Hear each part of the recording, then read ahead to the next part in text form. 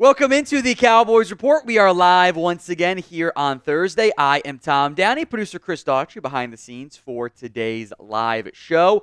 We'll answer any questions you guys have throughout today's show as we get ready for the rapidly approaching NFL trade deadline and maybe a game we're not exactly looking forward to as the Cowboys take on the 49ers. So what should Dallas do at the NFL trade deadline this year? You got three options. You can buy, go trade for players. You can sell. You can trade away assets or players and get draft picks back in most cases. Or you can kind of do nothing and just kind of hold. Get your votes in B, S, or H in the comments section. Daniel, Jonathan, Brian all saying B for buy. Alan says B. Wilson's got to be S's, though, from Rashard Lee, Phillips, TJ Blank. More B's from Angel of Death, Pat S. Brendan says S for S. Martin, so I assume you mean sell Zach Martin. Jenkins says I say B, but I say Jerry sells. Okay. Clayton says H for hold. Jonathan says buy, but Jerry won't do anything. Daryl, Mike, Nathan, Clarence all say B. Justin says S because we're doomed this season. Roman says F. Brett says S, sell the team. Now we're talking. S Steel, which they already restructured. I might be a little surprised if they did that. Plus, they don't really have a plug-and-play option in there at right tackle right now. Dan says they have to be buyers because the division is still winnable. Brandon says B, but we have a GM that sits on a high horse, doesn't want to actually win. H is in there from Howard. Chris says S, this team is in it, get assets. Trent says T for tank. That's what selling is, I would argue. B, buy a wide receiver, another S in there. So pretty decent split, which maybe means the end answer ends up being H's when it's all said and done, but we shall see there. Get those votes in. B for buy, S for sell, H for hold. Okay, so I saw Niners make roster move. I had to click on it, and they made a practice squad move, so no one cares on that front. Get your votes in. B for buy, S for sell, H for hold. Roman Wolf says trade Jerry for a high draft pick. Yeah, but who's saying yes on that? Carolina, maybe? Maybe you can convince Carolina to do it. Would have, obviously kidding, but I find it funny and entertaining there. Today's show is made possible by Prize Picks. It is the best place to get real money sports action. Over 10 million members and billions of dollars in awarded winnings. Prize Picks has made daily fantasy sports accessible to all. You just pick more or less on at least two players for a shot to up to 100 times your cash. Run your game all season long on Prize Picks. It's available in over 30 states, including California, Florida, Georgia, and Texas. It is the only real money daily fantasy platform with an injury insurance policy, so your lineups stay in play even if one of your players gets injured. If the player goes down the first half, doesn't return, Prize Picks keeps your lineup live. I love the flex play. My boy Jack and I combined for this Prize Pick slate here. That way, if we get one wrong, we're okay. I like Joe Burrow more than passing against the not great Eagles secondary and defense. Joe Mixon more than running yards against a bad Colts front. We'll see how DeForest Buckner potential return impacts that, but I'm still going to take the more than there. And Najee Harris. I don't think the Giants are very good. I think you can kind of grind out the clock against them. So more than on all three of those. Go to prizepicks.com/CLNS and use code CLNS to get $50 instantly when you play fives. Download the app, use code CLNS to get $50 instantly after you play your first $5 lineup. You don't even need to win to get that $50 bonus. It is guaranteed. Looking ahead now to Sunday Night Football, a 69% voting for the Cowboys in the pin poll, which is good, but also lower than what I can recall ever seen before, even on a Thursday show. The vibes are low and bad right now, and I can't say I disagree. Who you got? C for the Cowboys, 4 for the 49ers. Jenkins called it. This cannot be a trap game, Jenkins. You're an underdog. It can't be a trap game when you're a road dog. It's not how it works. Now, the Saints game I think very much was a trap game for you. Because the Saints were like that Denver Broncos game years ago, which sucks. C for the Cowboys, 4 for the 49ers. The Niners are not the same team they've been in recent years. I have my doubts. I need to see it happen before I actually believe it, because there are elements of this game, even though the Niners are not playing good football, neither are you, and they very, very much concern me. So C or 4 in the comments. You want to be optimistic? I love it. More power to you. If you're pessimistic, I understand. C's from Robert Hudson, Daniel, Clayton, D-Money, James, Mr. Shoddy, Delwood, Kevin. More C's in the comments, but it is still 69% very nice in the pinned poll. All right, the super chat menu for today's live show, $20 for a shot, $50 for the beer bong. I got the bosses to drop the price tag on the Pop Their Halloween costume. So it is now $100, and we'll make it the giveaway on the Sunday raffle, or at least one of the giveaways for Sunday. So $100, I get to dress up as the Pop-Tart guy for Halloween on our Sunday show, which I kind of think we need because it might make everyone feel a little bit better in the end. $500 for a custom Cowboys jersey, the most hundreds in October, which we are almost out of time. You got one game left, really. Kind of caught up quick because of the bye week. Right now, to the surprise of, I think, really nobody, it's Anthony McMillan in the lead, gets the October MVP jersey. That is the super chat menu for today's live show. Got no flag tonight, so I don't have to worry about that, which we were down 20 in our flag game, and we came back and won. I had 2 50-yard scores. That's me, slow-ass white guy. All right, get your predictions in here. Percent chance that Micah Parsons plays against the 49ers. We will get the Cowboys injury report in maybe 20 minutes, somewhere in that. Maybe hopefully 10. 10 would be nice because that just makes it easier for us from a production standpoint. But I think 20-ish is probably when we'll get it. Doesn't sound like he practiced today. So I am not nearly as hopeful, optimistic as I was going into Monday. It doesn't sound like he's that close to being able to go. They won't rule him out until they have to. They'll do the whole, we'll give him till Friday. We'll give him time. We'll give him as much time as possible. We'll see if he does anything on Saturday. But if he doesn't do anything Friday, it's just, I think it's pretty unlikely. And barring a surprise on the injury report, DaRon Bland didn't practice either. So I thought for certain you'd get DaRon Bland back this week. I think it's very clearly a case of a setback for Bland, which is really unfortunate for him and does not bode well. We'll see if it changes Thursday on the participation report, but not feeling great about either of those guys being able to go.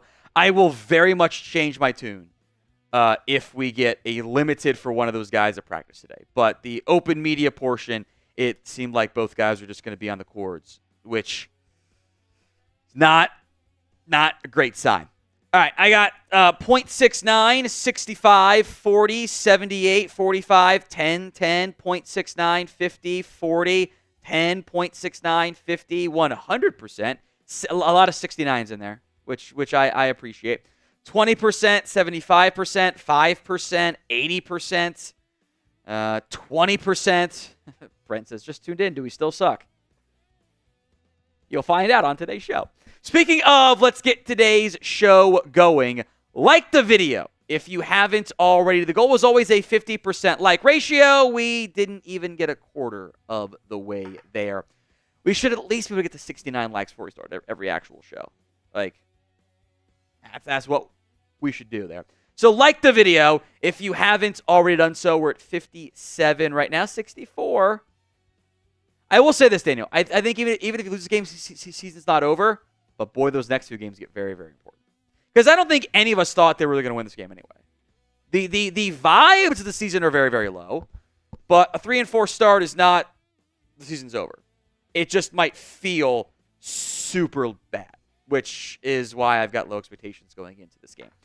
Past the 69 like mark. So coming up on today's live show, we will get to the Cowboys injury news when the Thursday injury report drops. Again, that should be in the not-too-distant future, so we'll start with trade candidates before we get too far into that. We'll break down, what Jerry said about this, which I do think matters a little bit, and some potential hypothetical names that could end up being on the move. A mailbag. Get your questions in via hashtag Cowboys or via Super Chat. Skip that line altogether. No Super Chats quite yet. And we'll preview Cowboys versus 49ers, a troubling game that I just simply do not like the matchup for. So make sure you guys are locked in for today's live Cowboys Report.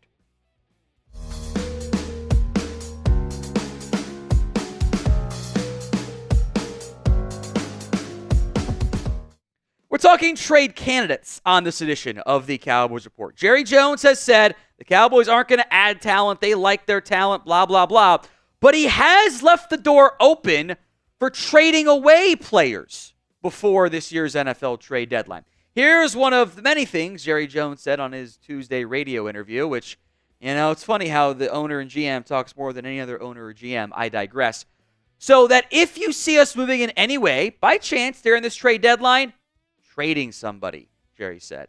That would be because we're going in a different direction with defense, offense, whatever you want to do. Obviously, we're going in a different direction than we did with Quinn in a small part. And so that the same player may not work as well with what we want to do with Zimmer as when we had Quinn. That's the door open to, hey, you know what? We might move on from some guys if we don't get a couple wins here before the trade deadline. So with that in mind, what should Dallas be at this year's NFL trade deadline?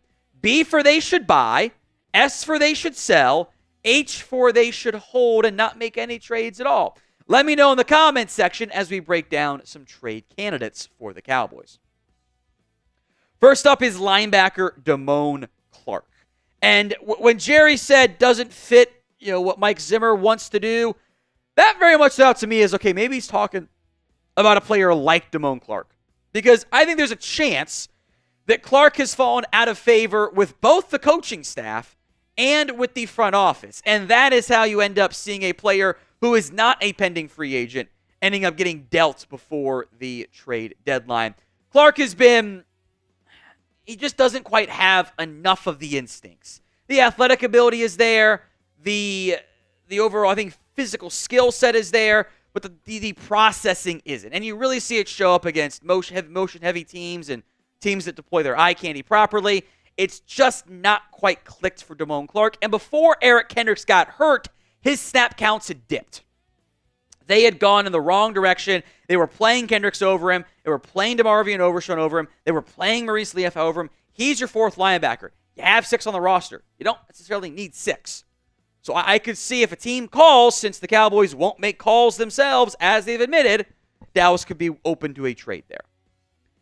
The name that you guys want to move on from, and I get it, is Trey Lance. Because, well, what's the point of having a number 3 QB who doesn't play and makes more money than the number 2 QB and just is going to be a free agent?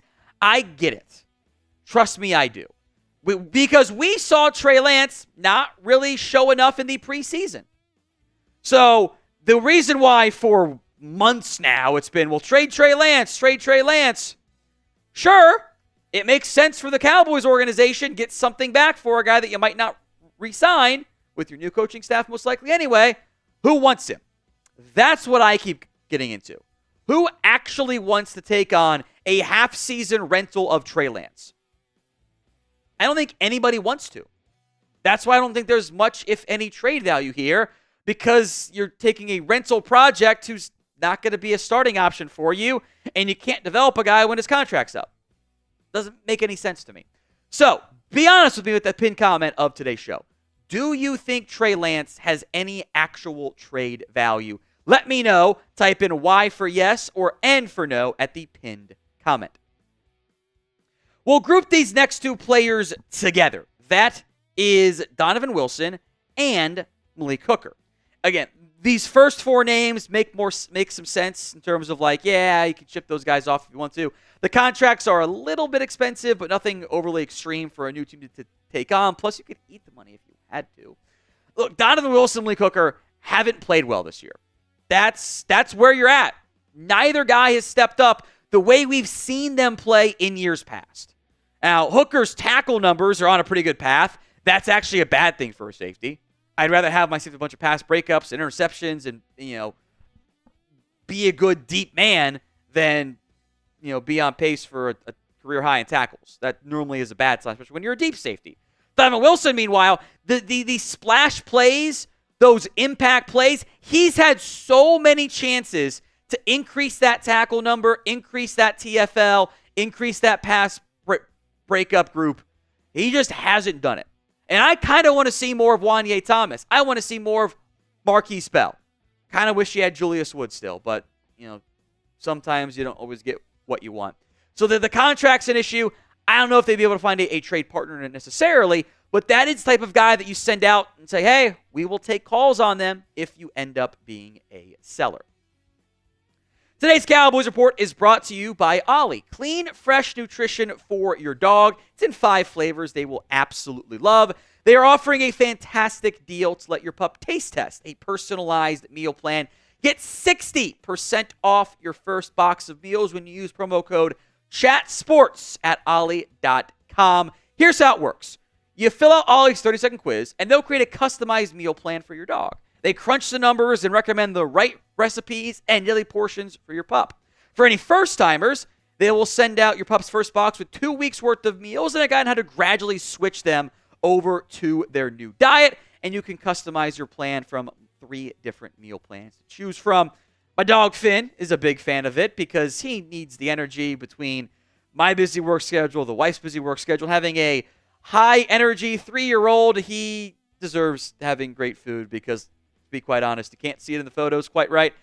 He got a lot more gray than he used to around the eyes since she came around. So head to ollie.com, tell them about your dog, and use code CHATSPORTS, and you'll get 60% off your first box of meals when you subscribe today. That's OLLIE.com, and use code CHATSPORTS to get 60% off your first box. They offer a clean bowl guarantee on their first box, so if you're not completely satisfied, you can get your money back.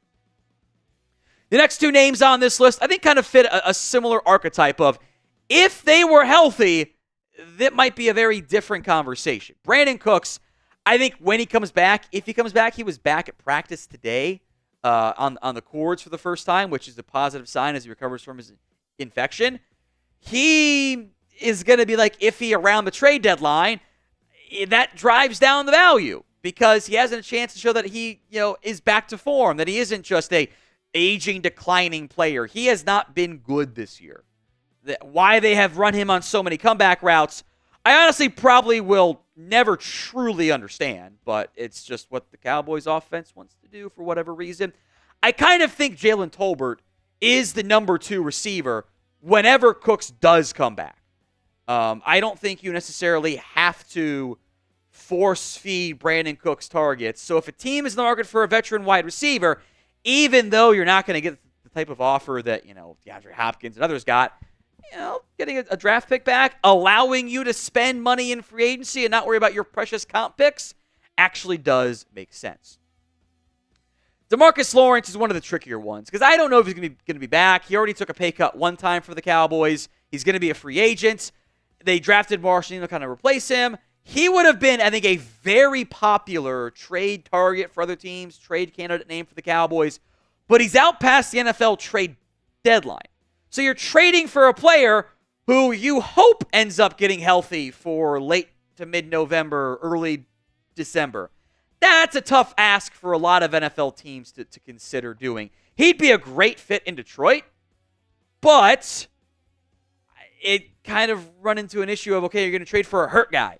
Teams normally don't like doing that. So name a player who you want to trade. Let me know in the comments section of today's show. Now, this next one's tricky because you don't have the depth right now to avoid not having him, but Chauncey Golston kind of falls into the Damone Clark category to an extent. He's played more this year, and I think has actually kind of stepped up a little bit with the injuries, but he's in the last year of his contract. Are the Cowboys planning on bringing him back? And if they really struggle the next 2 weeks and go into a bit of a fire sale mode, a versatile, good run stopper, can do some good pass rush stuff, can be a rotation defensive end piece, could generate some interest. He is having one of his best years ever already. The bar is very low, but he's getting playing time because of other injuries out there. The problem is for Dallas, just like the Tank Lawrence stuff, or kind of tied to the Tank Lawrence stuff, you can't really go into a game with Tyrus Sweet and KJ Henry and Carl Lawson as your pass rushers. If Nealon and Parsons were both healthy, maybe it could be a different conversation.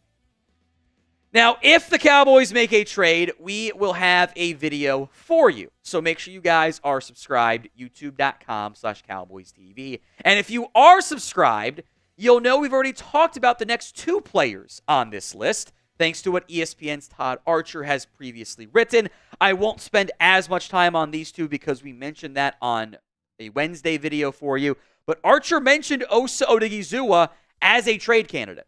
Now, the logic is sound. He's not playing that great this year. This could also tie into the whole scheme fit with Mike Zimmer stuff. He's also your only good, proven, young defensive tackle, if not the only outright good defensive tackle. But he hasn't played well this season.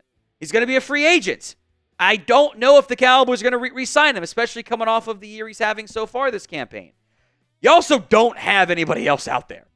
Like a defensive tackle core of Mozzie Smith, Carlos Watkins, Linval Joseph. If you bring back Jordan Phillips, what's the point? That is a garbage tier room. You already have a tough time stopping the run, getting pressure in the middle. Shoot, it's only going to get worse if you were to trade him. But that's a fire sale type of move. I was surprised when Archer mentioned Trayvon Diggs. Now, this I kind of read more of teams might call the Cowboys, okay? They didn't restructure his contract, so they could save some money doing this in a way that they did restructure Terrence Steele, so it's a little bit different between those 2 conversations there. If the Cowboys want to, they can pay both DaRon Bland and Trayvon Diggs, and I would be kind of sad to not really have seen the fully realized versions of both players play together. They've played a little bit, but not the pick 6 king in Bland, and not interception king in Diggs. Now, Diggs' tackling issues are a very real concern. Those might, if you can stop the run better overall, all of a sudden your cornerback's tackling issues aren't really that big of a deal. But they are a big deal when the rest of the run defense is also bad. I would be frankly surprised to see Diggs get dealt because you've paid him. He's one of 5 guys you've paid on this team. You have money available. You have plenty of it, frankly, which makes the whole thing very curious that I was a bit surprised he was on that list. Look, Diggs, Osa, the guy we'll get to next, that's fire sale stuff. Do you think the Cowboys should have a fire sale before this year's NFL trade deadline? 1 for yes, 0 for no. The big fire sale name is Zach Martin. And I'm not saying I like it, but if you really are cooked on this season, this is probably Zach Martin's last year. And if you can, as difficult as it is for an organization to say, hey, the Hall of Fame guard, one of the best guards to ever do it, let's trade him away, that would suck. But you could go try and help him get a ring somewhere else, and you get a draft pick back. The cap implications are not great necessarily, but it kind of already is what it is at that point. But you're moving on from a Hall of Famer. You'd play TJ Bass the rest of the year. Would help get you an early look at what your 2025 offensive line might look like. And especially on the offensive line, kind of got to keep playing the young dudes. Kind of got to keep playing Guyton and Beebe to know what you're getting yourself into next year so you can make your adjustments beyond that. One bonus name on here that I don't really think is feasible at all, but I'm sure we're going to get comments, so I wanted to mention him, is Micah Parsons. Coming back from the injury, he would net you a haul if you chose to trade him. We're talking Jalen Ramsey, Khalil Mack, original trade packages. That'd be the expectation there, even for a team that doesn't trade that great like the Dallas Cowboys do. But I think that is much more of an off-season type of move. Much more of a before free agency, if you're not going to pay him, you trade him type of deal. I have low expectations about the Cowboys pursuing that type of move, but I did want to acknowledge it as at least a possibility. Who we got in this one? C for the Cowboys, 4 for the 49ers. I still don't have the Cowboys injury report, so we will not go to that next. We'll do the mailbag next. Get your questions in. Hashtag Cowboys or Super Chat to skip that line all together. I'll sip some water so my throat does not dry out. Phrasing.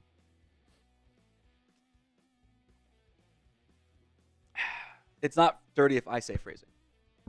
Got some super chats that have come in from Chark and from Aubrey. We'll get to both of those super chats as part of the mailbag here today. I'll go back and look. When did... I guess they didn't get it out quite that early. No, they got it out before this. Make sure I haven't missed anything. They got it out earlier on Wednesday. It's frustrating when it's delayed relative to what it is today. All right, that's all right. We got plenty of stuff to get to. We'll keep trying things and waiting our time before we get there. So get your questions in via hashtag Cowboys or skip the line altogether via a super chat. Now, if you have not already, I should say, followed me on Twitter, now is a great time to do so. My DMs are open. I'd prefer to have your guys' questions than the spam bots that they've been better lately, but they still exist. So if you have Cowboys questions, thoughts, concerns, and you can't watch our live shows or have them beyond the live show, hit me up on Twitter at WhatGoingDowney. A super thanks to get things going from Marcus Arnold. Can't stand trade rumors in happening, but Zimmer's on a 1-year deal, which we knew too. This entire team, almost, outside of a few exceptions like the GM and owner and the quarterback and the wide receiver and the corner, they're all on 1-year deals. There's like 5 guys on this roster you can't cut this upcoming offseason. The corner you can cut too. You don't have a lot committed to your team right now. This is kind of the downside you're seeing, though. You have a real chance this to turn ugly if you don't get some wins soon. Because, let me put it to you this way. If you were a coach on this Dallas Cowboys roster or team, would you have spent your entire bye week trying to change things, fixing things? Or if you're one of the lower level staffers, are you reaching out to your buddies saying, hey, I might need a job this upcoming offseason? That's where things can get a little bit dicey. That came in via super thanks. It is very similar to a super chat here, but super chats are for live shows. Super thanks are the on-demand version. Edit your message, send in whatever, even if you say, Tom, you suck, as long as you don't take it to an extreme and make it weird or offensive, whatever. We'll give you a shout out. So, get those super thanks in for me as we get to another one from Mr. Man. Tom, is it ironic the last time the Cowboys won a Super Bowl, the NFL installed a salary cap the next year? Great the Cowboys and how they've been since the salary cap since then. Look, they haven't been a good enough team since they won that last Super Bowl. They've got a handful of playoff wins. That's it. They're at best a C, and that might be giving them a little bit too much benefit of the doubt there. The ironic part is Jerry Jones was a big driving factor in getting the NFL a salary cap. He wanted that. He thought it would be best for the league. He might be right on that front, but it's hurt his own team in the process. Richard Robinson, $5 super thanks. Even with the draft picks, the cap space, and a new coach, you think 2025 will be different than 2024, considering no significant free agents since Brandon Carr? What's the point of dry powder if we never use it? This is my concern. Richard's right, we've mentioned it too. New coach, cap space, draft picks. You can set yourself up and be far more aggressive than what they've been in free agency in a very long time. And that even was something like 3 or 4 guys. You spend $20 million on 2 players. That's the most they spent in almost a decade. It's insane to think about that. Total money, not even just average, not average player, total money. The concerns over the Cowboys not doing those things is absolutely valid as far as I'm concerned. And that is what gives me the most concern. So what is your confidence level in the Jones boys? Scale it for me from 1 to 10. 1 on the low end, 10 on the high end. It's the pinned comment on today's show. So if the ad comes here on YouTube, take advantage of it. Head down there and let me know. From Chark4288, hey Tom, hope you're doing great. Thank you, my friend. Hope you are doing as well. Do you think Kevin Stefanski is head coach next year and Robert Saleh as DC would be good for us, or Vrabel as head coach and a young OC? Depends on who your OC is.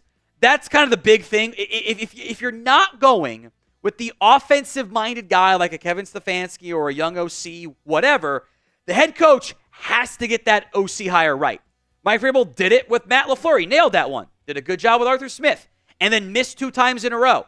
Go look at Brian Flores, who I love as a defensive coordinator. He whiffed 3 times on the OC. You can't have that and expect to keep your jobs in the end. So, depending on the OC, I have no issues at all with Mike Vrabel. If Stefanski gets fired, it's not his fault in Cleveland. I am convinced of that. I would take him in a heartbeat. Because I think the Jones boys would prefer to have a head coach with experience in the NFL, and Stefanski offers that. And I saw him make stuff work with Joe Flacco, who isn't that good. I think he'd be able to make it work in Dallas. Alger Pawar, $5 super chat. Let Dak, do you agree with what Aikman said about our receivers and their route running? I don't know if it's so much lazy as it is, they're just not fast, and they aren't great designs. I think the overall point from Aikman is spot on. I think that the route running isn't very good, and that's why there's such little separation. I think there are times where the receivers aren't fully locked in. It's not as bad as I've seen elsewhere. I've seen George Pickens just not even run a route, so I do want to acknowledge that. But I do think that there's also more than just, they're not fully locked in on their route running. So, valid points, yes. I don't think worthy of dismissal. I also say this. I am not upset that the Cowboys players are kind of saying, no, that's not true. Because what else are they going to say? Yes, we're bad? Come on, they're not going to say that. So, that whole convo mostly went the way that I thought it would go. Today's show is made possible by Prize Picks. It is the best place to get real money sports action. With over 10 million members and billions of dollars in awarded winnings, Prize Picks has made daily fantasy sports accessible to all. You just pick more or less on at least 2 players for a shot to win up to 100 times your cash. You can run your game all season long on Prize Picks. They invented the flex play, which means if you get a pick wrong, it's not over. You can still cash out if your lineup isn't perfect. I love doing the flex plays for 3 and 4 and 5 pick lineups. One of my NFL ones this week, Joe Burrow, more than passing yards against the Eagles.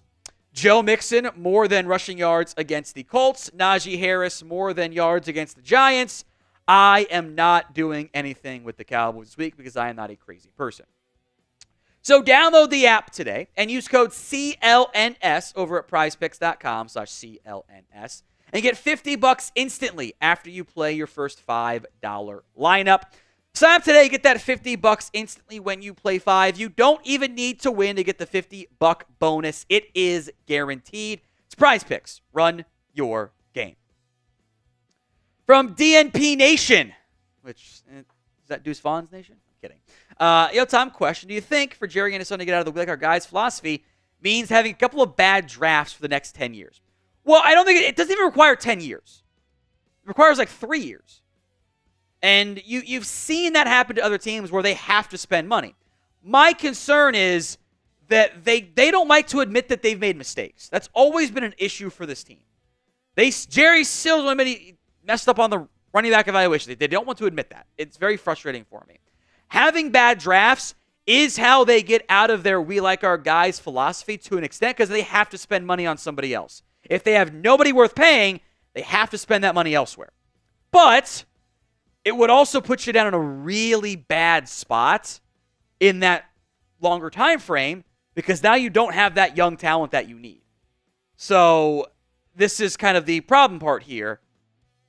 You don't have a great solution outside of them changing their ways. From Jenkins Gaming, what's the trade value for Zach Martin? It's a great question. I honestly don't know. Because you would treat him as a 6 months rental, or not even 6 months, a half-season rental for a guy that's coming off his worst game ever.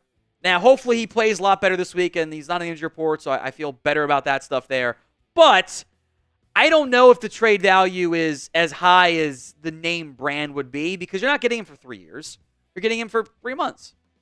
So that's a great question, Jenkins. I don't know what it is. Maybe it's like a 4th-round pick just because of the name. But that's a lot to give up for a rental of a guard, an aging one, too. Bryson Woods, thoughts on giving Zeke more carries / what his dad said. At the risk of upsetting the Elliott family even more than I already have, I actually Like, I'm not surprised his dad said that stuff. Dad's not going to say, yeah, my son is not as fast as he was. Like, come on, that's not how family works. Not in a public sphere. It's fine. I have no issues with what his dad said. I don't think we should be at the interviewing parent stage or players' parent stage. Like, come on now. Look, Zeke is who he is. We've got a long list of sample size, of data, of film. He doesn't move the way he used to. He can still do short yardage stuff. I don't know why they're not giving him more short yardage opportunities. But if we honestly think that Ezekiel Elliott today is the exact same guy he was as a rookie in 2016, we're just not being serious, because that's just not true. So with that in mind, give Ezekiel Elliott a new Madden rating. I have not played Madden this year. I'm far too locked in on CFB 25.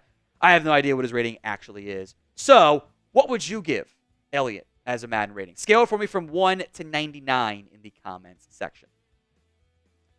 The Great Duke bothers. If the Cowboys are buyers, does a Siaka Ika trade make sense? No. And the reason being is Siaka Ika is like, he's a practice squatter. He just signed with the Eagles practice squad like a day ago. So you can't even trade for him. You can poach him, you can't trade for him. I think the reality for Siaka Ika is he's just not as good as we hoped he was going to be. He's bounced around a lot already. Daniel M., Tom, the guys you've mentioned, and Clark, Wilson, Hooker, and Lance are the best options to trade away, but you got to go get a big-time player back in a move. Cup for a third Hooker is good. Like, it depends on what your goal is. If you're trying to get a player back, sure, awesome, sweet. I think the third for Cup is probably about the right value. I don't know if the Rams want Malik Hooker. They're just going to cut him next year. I don't know if that moves the needle at all for LA. That's kind of like, well, we don't want him. Who cares? So, like, that's fine if you want to go down that path and trade players to get players back too. Awesome. But if they're selling, they're not trying to add Cooper Kupp as well. And I would not get my hopes up for Cooper Kupp trade anyway. Tin and Brooks, are the team tours really an issue? I figured we'd have one of these. Look, in and of itself, no, it's not. And it's just an excuse. It's not a reason. It's an excuse that you've allowed yourself to become distracted. It is different than what most teams do. We can acknowledge it of like, yeah, that's not normal how most teams operate. And that's frankly what most of those players have said. But you kind of lose me when you've got Kelvin Joseph out there talking about distractions. Like, dude, you are the ultimate distraction. You got more murder links to you than you had interceptions in Dallas. I'm not wrong. You got more singles dropped than pass breakups in your career. Like, come on. Don't get me with that. I do think in general, we don't need to spend as much time on the tour stuff. That's just a symptom of the overall disease that you kind of run into with this Cowboys culture sometimes of, it's more than just football here. And that benefits the players too. Like Marcus Spears was a 3-4 defensive end. Name me one other 3-4 defensive end that's not Chris Canty, which also counts for this, that got to go be an ESPN color commentator. Those guys don't exist. They got it because they play for the Dallas Cowboys. That helps them. It helps you beyond your football career. But you can't let it be a distraction, which sometimes this team allows it to do because the owner's okay with it. It's a symptom of the overarching bigger issues, the real issues that exist within this Cowboys team. If you were to stop the tours, you don't magically stop the run the very next day. There's not the real connection there. But it is a symptom of, there's more going on here than just all football every day. So, area of the grievances here. What is your biggest issue with this Dallas Cowboys team? I'm sure many of you will say Jerry or some version of Jerry there. Let me know in the comments section of today's show. $5 super chat from Mark. Jerry Jones is smoking crack. Got the Lamar Odom was on crack joke there. He said he loves the talent on this team, says we have no money, thinks Zeke is Zeke. Oh, we have good guys, but too many bodies. I think that really shows up in your depth. I think your depth is really not good this year, which is what happens when you lose all of that depth in free agency and then rely only on the NFL draft. That's the end result there. Now, this will always be a safe space to vent within reason. Don't make it weird. If you need a safe space to vent, let me know in the comments section of today's show by subscribing right now. Cowboy Rob, Vrabel, Shane Bowen, 2025 head coach in DC. I don't mind that. We'll see if Bowen gets fired by the Giants or not. He's the Giants DC right now. I like Vrabel as head coach option. I am more interested about the offensive coordinator because that is what will determine if you go with a non-play calling head coach, if it works. Last one from Chris B. Nothing about free agency is going to change next year. They're going to blame Parsons' contract. Already hearing about the cap concerns for next year. If anyone is telling you about cap concerns, they are lying or they simply do not understand. There is so much money that can be available for the Cowboys next year that they can have some of the most money to spend. So don't fall for the banana in the tailpipe. Don't fall for the cap lie. If you see people claiming that stuff, tag me on Twitter, and I will come to the defense for at least a little bit until I get wore down and stop trying. Today's super chat menu is as follows. $20 for a shot, $50 for the beer bong, $100 I get to rock the Pop-Tart Halloween costume this year for the Sunday game, by the way. $500, a custom Cowboys jersey, and the most hundreds in October gets the MVP jersey this month as well. So, prediction, let's go to this first. Go super chat, they'll go back to that wing. Good job there, Chris. Chris Snow, a $5 super chat. Real chance we get a safety in the draft. Our backfield is slow. We could use some power. Maybe Shiloh Sanders out of Colorado. Love your show. Yeah, honestly, I got to phrase this. I think in general, we are a little bit more intrigued by the other Sanders, mostly because of who his dad is. Like if I'm looking for a real safety, I'm gonna get someone who's better than that. Like I don't think he was playing that great for Colorado this year. I thought he was fine, if not solid, in 2023 for Colorado, but I don't think he's like a top tier draft pick. He spent 6 years in college. Like, he might not even be drafted at all. Like, Malachi Starks out of Georgia. That's a name that interests me a lot. Kevin Winston out of Penn State. That name gets, like, okay, I'm intrigued by that particular option there. You know, I don't think Sanders is really a great top-tier option for you. I think you can find a lot of more intriguing safeties that fit that mold. I don't know if you count Sebastian Castro at Iowa as a nickel or a safety, but he stands out to me. I think Xavier Watts out of Notre Dame is a good football player. He got hurt. Both guys have been a bit banged up, but like Xavier, I got to pronounce his last name, out of Iowa, the other Iowa guy. Keon Sabb was playing good for Alabama before he got hurt. The South Carolina guy, Nick Amani Worry, however it is, great in my dynasty for South Carolina, by the way. Super good. He also has had a breakout season. He's a freak athlete. So if the Texas kid, Andrew Makuba, gets healthy again, that interests me a little bit more. A lot more names I like than Sanders. So what should Dallas be at this year's NFL trade deadline? B for they should buy, S for they should sell, H for they should hold. Let me know in the comments section of today's video. What should Dallas do at this year's NFL trade deadline? We'll get to a super chat here in a second, as I don't have the full injury report still for Dallas, which is concerning and also surprising. So here's what we will do. We'll do our preview. If we have to refilm some of that, we'll refilm some of that. We might be fine just to do it as is. And we can always stop and refilm in the middle if we need to for the full injury report. We'll do preview. Then the rest of the injury news. Because there is stuff that we know has been the case there. So get your votes in. B for buy, S for sell, H for hold. All right, number 5, Roman Wolf Gaming. $5 super chat. I don't know what I said number 5. That's stupid to me. Offseason moves. Trade for Myles Garrett. Not going to happen. Browns aren't going to do it. Draft Deion Walker and Tez Johnson. Find an OT and a garden free agency. Link around his head coach. Salah's DC. Keep Fossil. My biggest issue, like, I'm fine with Deion Walker at DT. Dude's a freak. Tez Tez Johnson, I think, is going to be kind of a day 3 pick, maybe. Maybe sneaks into day 2, so that's fine. OT, probably replace the right tackle, sure. Guard, sure, that's fine. Although maybe TJ Bass is an option for you. My biggest issue with Lincoln Riley is the only reason why he could potentially leave USC is because it's not going well there. It's not off to the start it needs to be. And it's not looking great. Like, he's not having success with the Trojans.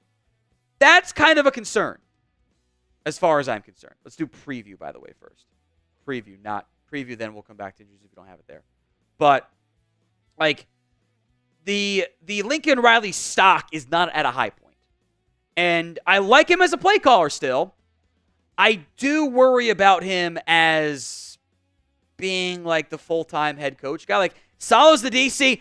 Every single time we're going to have an offensive-minded coach linked to the Cowboys, every single one of us, and I agree, is going to say, how about Robert Saleh as your defensive coordinator? And I have no complaints about that at all. But I do worry, like, making the jump to the NFL, having issues at USC, you're not buying that stock at a high point, and that does give me some concerns overall. So, but Deion Walker in particular, I'm very intrigued there because that is a very fun, large, athletic human who is different than most people. So a lot of those moves I do like, even though I don't think you're going to be able to get Myles Garrett at all. Fun idea, though. For the Cowboys take on the 49ers, let's troll our 49ers report hosts. I think by typing in FCS, you guys aren't going to get shadow banned or limited, or they're not going to delete the comments on YouTube because FCS is the other college football level. So we should be fine. So spam FCS in the comments section of today's show. Whoever comments the most on today's video will get a free raffle entry for Sunday's watch party. So flood the comments section right now. Let's talk Week 8, Sunday Night Football. This line, as of filming, again, we're filming on Thursday, so the line might move a little bit. The injury news might change a little bit. The Niners are a 4-point favorite. Before Sunday's game, they were a 7-point favorite. Then it was 5.5. Now it's down to 4. So the bookmakers are giving you hope. I'm not sure I'm buying that hope, though. Some Cowboys injuries to watch. I will call it from that perspective. Don't worry about Brandon Aubrey. Jury duty there's no jury duty on Sunday. He will play. It's just a weird Cowboys story there. Caelen Carson has practiced for several weeks in a row, but was also a scratch still, so we'll see about him. Ryan, I also realized it's not Flournoy. The R is silent in his name. It's Ryan Flournoy or something like that, which I'm blown away by. So I apologize, Ryan, for saying it wrong previously. I think he'll be fine. Nick Vigil should be fine. Obviously, John Stevens is not going to be able to go. He tore his ACL. Eric Kendricks, I think, is trending in the right direction. Micah Parsons, DaRon Bland, I'm not feeling nearly as good about as I was earlier in the week. This will go out Sunday morning, by the way, so we'll know if they're going to play or not. But possible freezing cold take, I don't feel good about that at this moment. The Niners are also a bit banged up. The three that stand out here, look, Kevin Givens is banged up. He's a good run stopper. We'll see if he can go or not. He didn't practice on Wednesday. George Kittle's got the foot injury. Jawan Jennings has the hip. Deebo Samuel is out of the hospital from his pneumonia, thank goodness. Those guys are all uncertain. And if they can't go with Brandon Ayuk also out, it's a banged-up Niners receiving core that would make life. All of a sudden they go from, this is the best playmaking group in football to Ronnie Bell is playing huge snaps for you, and that's not where they want to be at all. So monitor those injury reports coming into Sunday's game. I think we'll know if those guys are going to be able to go or not. Let's talk some matchups to watch in this one. First up for me is the Cowboys' ability to tackle against the 49ers playmakers. Now, again, injury news. We'll see who plays, who does not play. This is a different 49ers team. The last 5 years in a row, 6 years in a row, actually, they had led the NFL in yards after the catch. This year, they're 31st at 4.4. You're better than they are, in part because of CeeDee Lamb. But still, like, they're not doing a lot of stuff after the catch. The problem is you're the worst defense in stopping after the catch because you can't tackle for crap. You're allowing 7.2 yards after the catch on average. It's really bad. Look, this is not the same 49ers team. They don't run the ball the same way. They haven't had the same explosive offense. They've been more banged up than usual. This is a gettable Niners team. I just don't know if you're the team that can get them. Because I very much am afraid of this is the get-right game for San Francisco. They run the ball right down your throat. We talked about that earlier in the week. This is still a good ground game against a Cowboys team that cannot stop the run. So I want honest answers here. What is your confidence level in beating the 49ers? Scale it for me from 1 to 10, 1 the low end, 10 the high end. Go vote in the comments section of today's show. Let's talk matchups to watch. Number 2. This is both red zone offenses. It's not really a matchup, but it is a comparable issue that both teams have been facing so far this campaign. We made a big deal about the red zone issues last year. They're even worse this year. The Cowboys are averaging about 2.7 red zone trips per game. It's not very good. Tied for 22nd.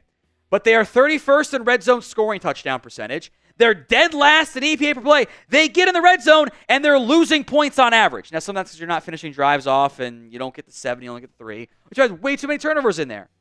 You're averaging under 2 yards per play in the red zone. That is horrible. You're throwing it a ton. You're not really passing it well in the red zone, but you also can't run the ball in the red zone, and you're getting a lot of pressures in your face. Everything is bad about that red zone right now for the Dallas Cowboys. It's also bad in San Francisco. And they're getting there a lot. They're second in red zone trips this year, 4.4 per game. They're 27th in red zone touchdown percentage. They're 22nd in EPA per play. They run it a little bit more, but they're not running the ball that great. They're allowing pressures. There are some similarities there. The team that finishes off their red zone drives is going to have the advantage in this one. Number 3 matchup to watch. This is the Cowboys man coverage against Brock Purdy. Or maybe it is really more Brock Purdy versus man coverage is the better versus combination there. Here are the stats from my boy Chase Sr. Among qualifying quarterbacks, this is how bad it is. There's 33 who qualify. Brock Purdy is splitting 41% of his completion passes against man coverage. He's been bad against man. The pass rating is 32nd. Against zone, he's 6th and 1st.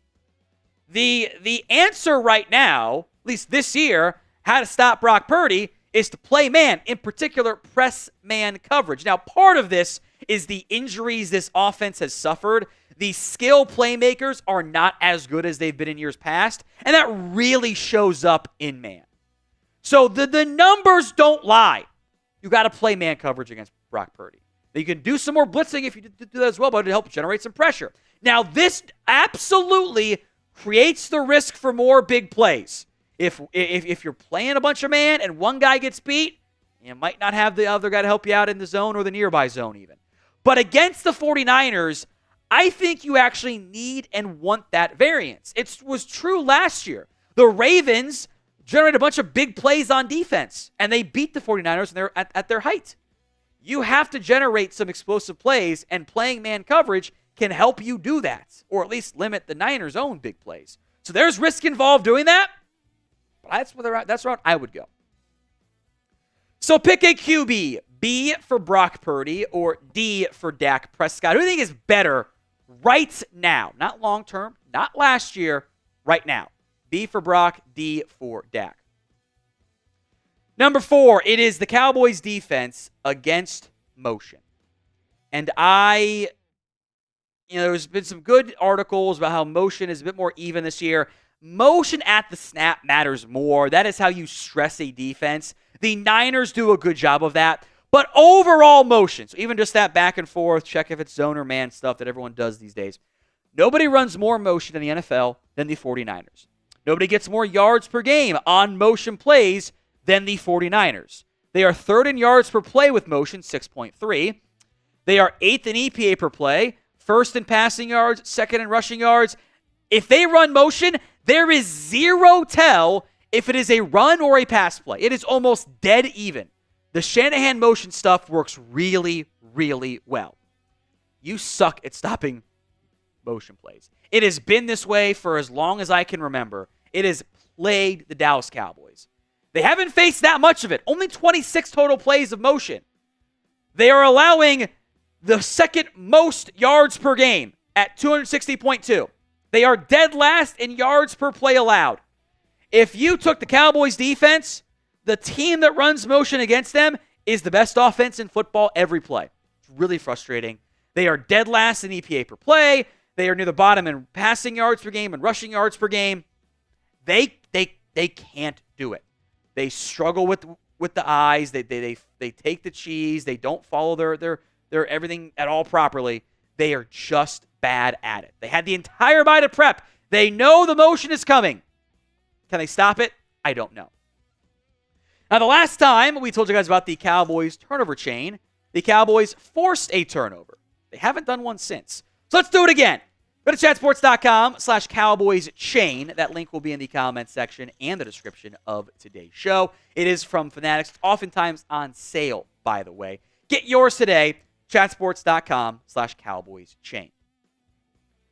The one matchup that I like in your favor is on special teams. And by the way, it is a sizable advantage that you have.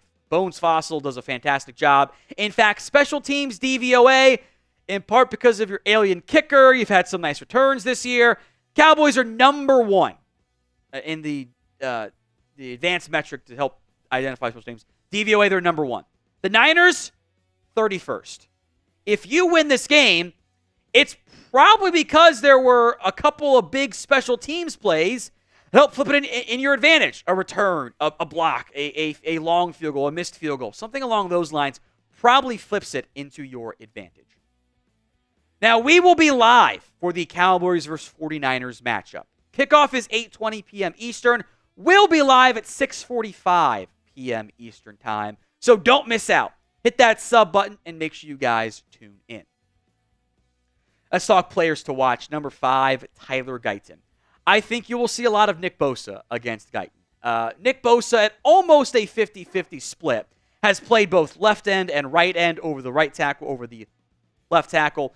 Guyton was not on the injury report going into this week, so it sounds like he's going to be fine and nothing to be too concerned about on that front. He has not been good enough, though, this year. Now, he's a raw tackle. He needs time. There's going to be ups and downs. There'll probably be more downs than ups in this games. So I actually have an extremely simple request for the Dallas Cowboys. Knowing that Nick Bosa moves around a lot, that he plays over the left tackle and over the right tackle, please help against him. Please chip. You know, you got Aiden Hutchinson, and you didn't chip against him. Like, you chipped twice all game, one-on-one against Terrence Steele. That's just stupid. Doesn't make any sense to me. Your O-line is not playing great right now. Help them out. So with that in mind, do you trust the Cowboys' offensive line? Y for yes, N for no. Let me know in the comments section of today's show. Number 4, Marist Liufau, the linebacker. Got Eric Kendricks, should be healthy in theory. We'll see how the injury report goes this week. DeMarvion Overshown, back out there. But I expect to see a lot of Marist Liufau in this game. And he's played a little bit this year. I've seen some good stuff, sometimes not so good stuff. He's a third-round rookie linebacker. He's kind of played like that. The 49ers use the most 21 personnel in the NFL at a 33.5% rate. They are heavy personnel package teams. They don't do a lot of 11. They use Kyle Juszczyk a lot because he's a fun player. So the Cowboys, I assume, are going to counter that with 3 linebackers. They will be in their base personnel a lot. That is the worst unit for the Dallas Cowboys. No team has allowed more yards per game in their base packages than the Dallas Cowboys. 164.3. It's not a heavily used package these days, but it's a bad package. They got to find a way to be better against the Niners. If I'm San Francisco, it's tight end, it's Juszczyk, it's Jordan Mason, and I'm running the ball down the Cowboys' throats until they stop me, because I don't know if they can stop me. Number 3, Jake Ferguson, the tight end. been a bit of a slow start so far this year for Fergie. He hasn't made guys miss the way he used to. He added some more weight this year that maybe wasn't the best idea to hold up better as a blocker. He has looked explosive. I think the knee injury suffered in week 1 has also been a factor there. I don't love his matchup when it's Fred Warner. Fred Warner is a special football player. I love watching him. He's my favorite linebacker to watch in the game right now. I worry about that one. But somebody has to show up in the receiving corps at tight end. The safety room is not great in San Francisco. Maybe Fergie can get going in this one. Prediction time. Who scores the first touchdown for the Dallas Cowboys? Let me know in the comments of today's show. Number 2, DeMarvion Overshown. We mentioned the base personnel usage. The Niners love to run wide zone. They run those outside runs at a high rate relative to the NFL. The Cowboys face a lot of those runs. You need Overshown to be on his game. He has to read his keys right. He has to not fall for the fake motion stuff. He has to get to the edge. He has to make tackles. I've seen mostly good stuff this year from DeMarvion Overshown for what really is a first year for Demo. But this is a tough matchup for him. This is a matchup Shanahan's going to go, okay, let's get these guys out of position. They'll do play action, and they'll get the tight ends behind them. Need a big game from DeMarvion Overshown. But number 1, look, it's Dak Prescott. And all the negative things you can say about Dak Prescott, they're mostly true, if not all true, specifically when it comes to playing the 49ers. He has not played well the last 3 times he's gone up against them. He's been bad. Now, there are plenty of players who have been bad over the course of those games, and they all impact each other. That's all accurate. I need more from Dak in this game. My defense is banged up. My offense cannot run the football. My O-line is shaky. It's not maybe fair, but I need Dak to put on the cape.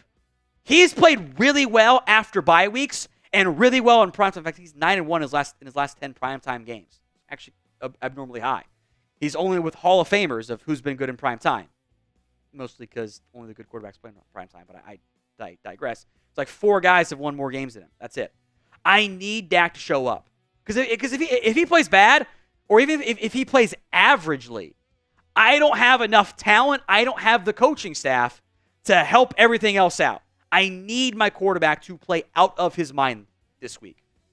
He hasn't done that in a very long time against San Francisco in particular. Who you got? C for the Cowboys, for the 49ers, C or 4 in the comments section. As still don't have the Cowboys injury report. I think I know most of what it is. So we'll just allow it to ride with what we have. Might be some minor changes and whatnot. But I kind of suspect that because it's a Sunday night game, they're going to be on a later reporting schedule, which is what it is. So get your votes in. C for the Cowboys, 4 for the 49ers. There's still a lot of stuff we know about the injuries. But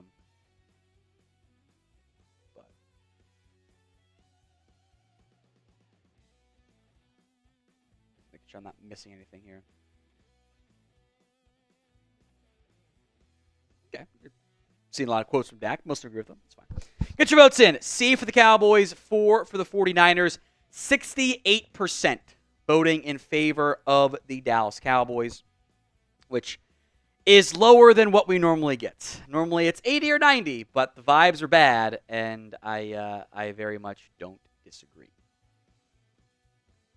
Before we get into the latest Cowboys injury news, make sure you guys are subscribed. We are trying to catch up and beat our 49ers channel here at the Cowboys Report in subs. 160 versus 216. We've gained ground, still have room to grow. Hit that sub button for more free Cowboys videos each and every single day. Unfortunately, we have some bad Cowboys injury news to start here. John Stephens Jr., as was reported today by Todd Archer and confirmed by Mike McCarthy, his season's over. He suffered a torn ACL on Wednesday, and what really sucks here for John Stephens Jr. is it's the same ACL he tore once already. That's 2 ACL tears in barely a year that just it's heartbreaking for the kid because he came back from the injury. He made the team. He hadn't been active. There were some question marks as to if he should be active or not, and now he's out for the year again. So he'll go on IR. I wouldn't be shocked if someone like Princeton Fant gets some practice squad call-ups if needed, but it does open up a potential roster spot to use elsewhere, but it really sucks for John Stevens Jr. Now, on a more lighthearted note, I would argue, Brandon Aubrey has not been at practice the past 2 days because of jury duty. I don't know how he didn't get out of it. He's going to play. I want to emphasize that part. He will play. He will be out there on Sunday because there's no jury duty on Sunday. Courts aren't in session. You don't have to go. So he will be with the team. He'll fly out with the team on Saturday. He'll be available. It's just kind of humorous that, of course, this happens to Dallas. When has this ever happened to an NFL player? The judge played college football. He's like, nope, you're going to show up for your jury duty. I guess credit to Aubrey for showing up, but I'm really shocked he couldn't find a way to get out of that one. Let's go to DaRon Bland, and this one I am pretty darned concerned about. Didn't practice on Wednesday, was again in the rehab group on Thursday. We have enough evidence now to state this outright. DaRon Bland had a setback. That is what has happened here. Now, we mentioned this on our Sunday video on injury stuff because Stephen Jones kind of said it that kind of got buried in all the other Jerry Jones drama that happened this past week. Stephen said this last week. He had a little setback late in the week in terms of soreness, and we just didn't want to push that issue. But give him another 2 full weeks to build his confidence, to get out there and not have a setback was worth not having him out there. Look, he had the full extra week of recovery time in the bye week, and he didn't practice on Wednesday at all. Then was it on the cords on Thursday to the open media portion. That's bad. He should be a full participant right now, and he's not. It is very clear to me there was a setback.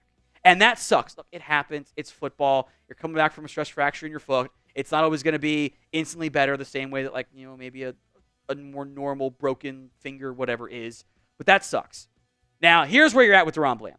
There's another week left in his window before he has to be put on the active roster. It's not quite over yet at this time. But this is highly concerning and highly troubling for me because I am sounding the concern alarm. So prediction time.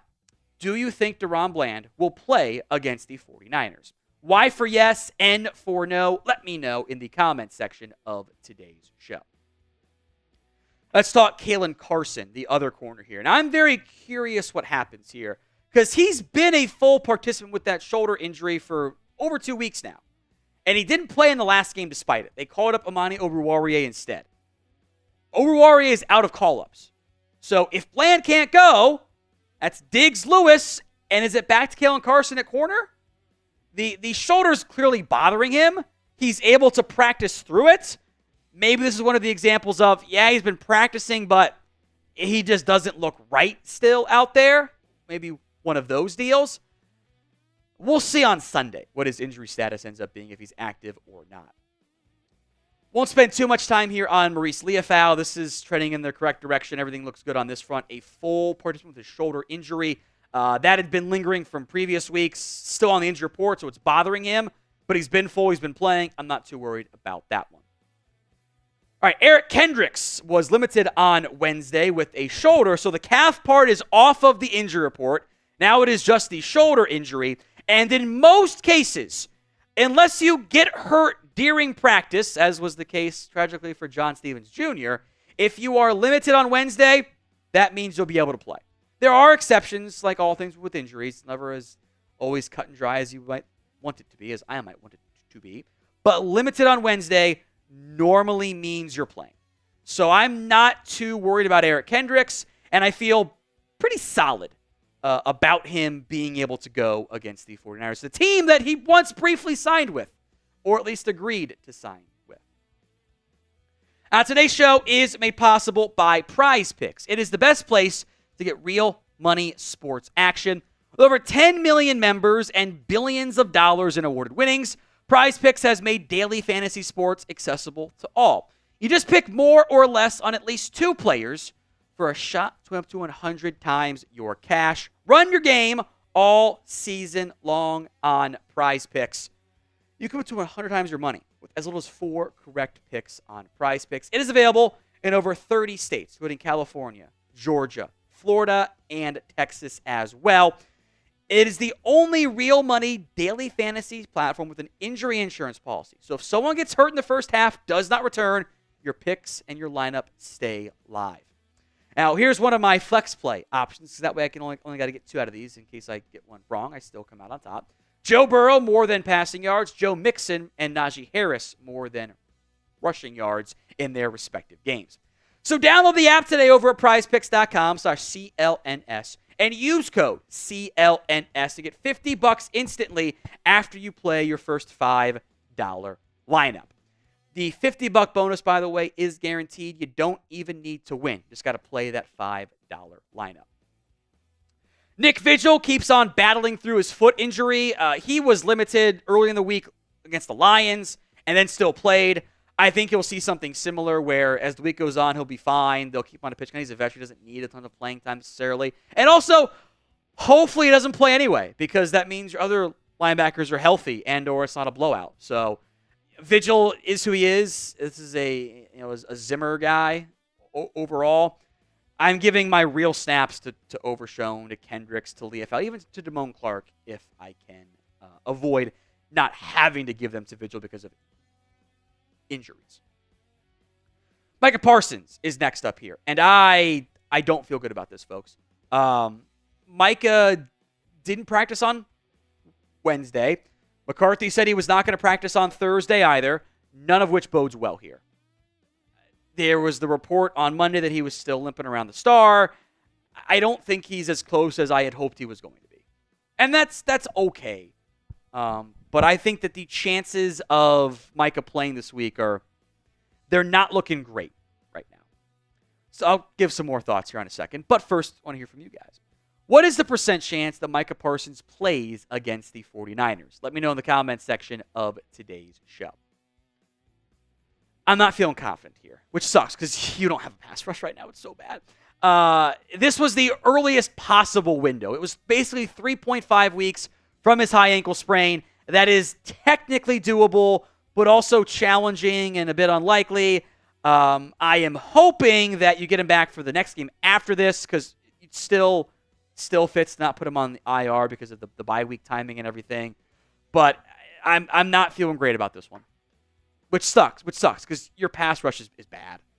Your pass rushes are not good. It's going to be Chauncey Golston and KJ Henry and Tyrus Wheat and Carl Lawson looks like a shell of himself. No NFL team is built to handle your top 4 pass rushers getting hurt.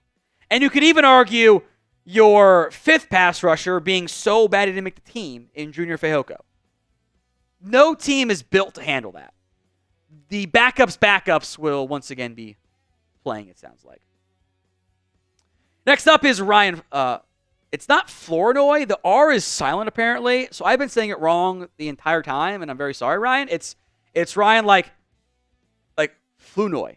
Like the R doesn't exist. Or Flournoy. It's one of those two. So I'm very sorry, Ryan. Limited on Wednesday with an ankle. I'm not too worried about that one. Limited and means you're going to be good to go. That did pique my interest. Like, hey, could this be like your fake injury to put somebody on IR, but to get a rush spot, but you don't have bodies at receiver right now, so it kind of doesn't make much sense. I don't know if he's going to play, though, very much. You have CeeDee Lamb, Jalen Tolbert, Turpin, Brooks, and Ryan. Like, you don't have the available bodies to not have him be active. So the R is apparently silent in his name, which I did not realize. Finally is Jordan Phillips, which is the wrist injury. And this is maybe a fake injury. He was a full participant as he is back at practice. His 21-day window is open. That does not mean he has to be activated against the Niners game. I would bet it's probably not. Mostly because he was terrible the last time we saw him, and the injury was an injury of convenience because he was unplayable at that point. He was your worst defensive linemen. Maybe the time off will be better for him. Who knows? Do you want Jordan Phillips back? A for yes, B for no. Let me know in the comments section of today's show. The guy I saw on film last year and the guy I saw on film this year, different players. They don't even look similar. Like, they look like the same guy. They're not the same guy. They look like completely different players. I think Phillips may have had some bad weight on him, frankly. Hopefully the time off got him into shape and can use this week to get into game shape, etc. There's a very inappropriate phrase I can say here about what your defensive line looks like and your bad options, but it's a bad group. It is a bad group at this moment. I don't have great hopes for things getting better in this particular season. All right, give me your score predictions between the Cowboys and the 49ers. Let me know what you think that final score will end up being. We'll get to some more Super Chats here in just a second. Score predictions. I see 27-24, 38-16.